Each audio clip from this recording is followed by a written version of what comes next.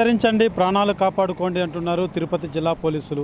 ఇప్పటికే జిల్లా వ్యాప్తంగా కూడా పోలీసులు 1-2 పర్యాలు కూడా హెచ్చరికలు జారీ చేసినటువంటి పరిస్థితి.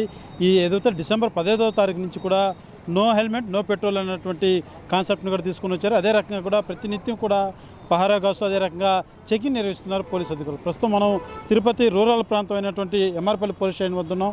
మనం చూస్తున్నాం పోలీస్ స్టేషన్ పరిధిలో కూడా ఒక ఫ్లెక్సీని కూడా ఏర్పాటు చేశారు.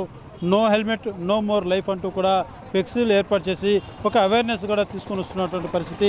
ఇప్పటికే జిల్లా ఎస్పీ సుబ్రాయుడు కూడా అనేక మార్లు కూడా మీడియా ముఖంగా కూడా తెలియజేసినటువంటి పరిస్థితి.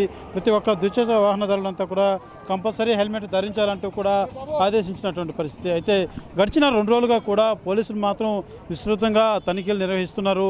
హెల్మెట్ లేనటువంటి వారికంతా కూడా ఈ హెల్మెట్ ధరించాల్సినటువంటి మాట్లాడేటువంటి ప్రయత్నం చేద్దాం. సార్, ఏదైతే ఈ హెల్మెట్ అవేర్నెస్ అన్నది గడిచిన 1 రోజులుగా కూడా పూర్తి స్థాయిలో ఇంప్లిమెంట్ చేస్తున్నారు. అంటే మీరు ఫైన్ వేయకుండా వాళ్ళని తిరిగి కూడా హెల్మెట్ కొనుక్కున్నా పంపించేస్తున్నారు. అంటే ఏ రకంగా చూడాలంటారు దీన్ని? ఒక అవేర్నెస్లో భాగంగా ఏ రకంగా చూడాలి? అంటే హెల్మెట్స్కు ధరించిన వాళ్ళకు ఫైన్ వేయడం అనేది ముఖ్యం కాదండి. ప్రతి ఒక్కరు కూడా మా ఎస్పీ గారు ఒక ఉత్తర్వులు ఏమంటే ఈ రోడ్డు ప్రమాదాలు జరిగినప్పుడు ఈ యాక్సిడెంట్ జరిగినప్పుడు ప్రాణ నష్టం అనేది జరుగుతుంది.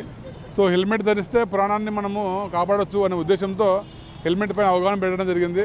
మాకు ఫైన్ ముఖ్యం కాదు, ఎస్పీ గారు చెప్పినట్టు వాళ్ళందరికీ అవేర్నెస్ చేస్తూ అన్ని చోట్ల పెట్రోల్ బంకుల్లో కానీ ఎక్కడ కానీ అక్కడ స్టాల్స్లో కానీ హెల్మెట్స్ అందుబాటులో పెట్టించేసి అందరూ హెల్మెట్లు పెట్టుకొని డ్రైవింగ్ చేయాలని చెప్పేసి మా తరఫున కోరుతున్నామండి. అంటే ఇక్కడే పరిధిలో కూడా హెల్మెట్లు ఏర్పాటు చేశారు. ఎలా వస్తుంది రెస్పాన్స్, ఎలా ఉంది? ఇప్పటి వరకు ముందుతో పోలిస్తే కొంతవరకు మారారా? ద్విచక్ర వాహనదారులు ధరిస్తున్నారు హెల్మెట్లు? చాలా మటుకు మొత్తం ఇప్పుడు 50% దాకా మొత్తం అందరు మారారండి. ఇది కొందరు హెల్మెట్ తెచ్చుకుంటున్నారు, తల మీద పెట్టుకోవడం లేదు. సో అందరూ కూడా తల మీద చాలా మటుకు అవేర్నెస్ వచ్చింది.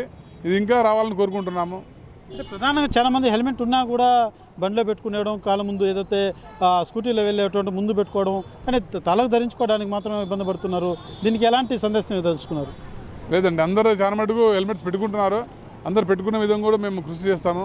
కొన్ని రోజుల తర్వాత కూడా మేము ఫైన్స్ అనేది కూడా స్ట్రిక్ట్గా అమలు చేస్తాము.